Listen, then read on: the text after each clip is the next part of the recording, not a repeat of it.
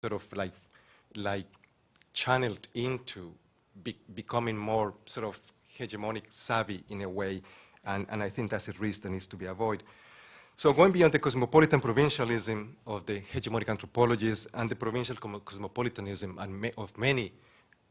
other anthropologists, which is sort of the other reversal. Second that I share is the geopolitical dimension. And again, Virginia and Thomas obviously referred to that as well, in the sense that it's great to see, I mean, this effort on the part of the anthropologists of these sort of vast French-speaking worlds,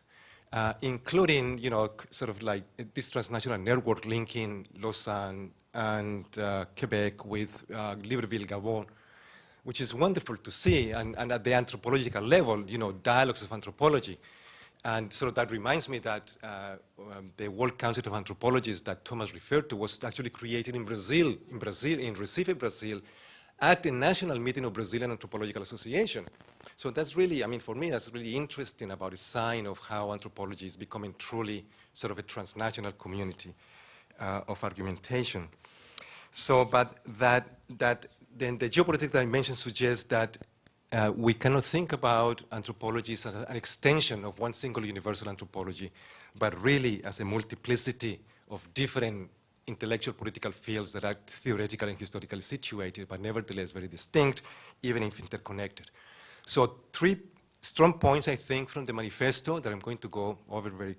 quickly, but I think they really push the debates in very interesting ways around notions of epistemology, epistemological complexity, especially the notion that obviously knowledge is dialogical, relational, situated, heterolingual, and including in the keywords new languages for talking about knowledge in that way, which is sort of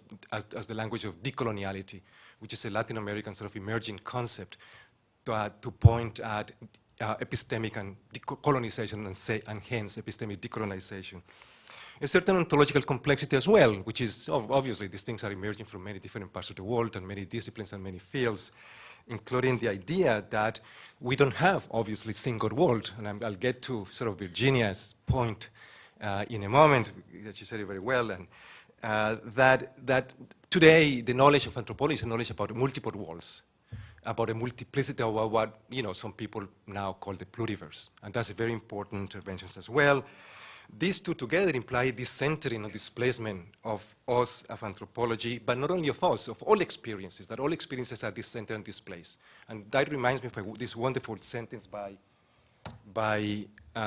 Stuart Hall, who says that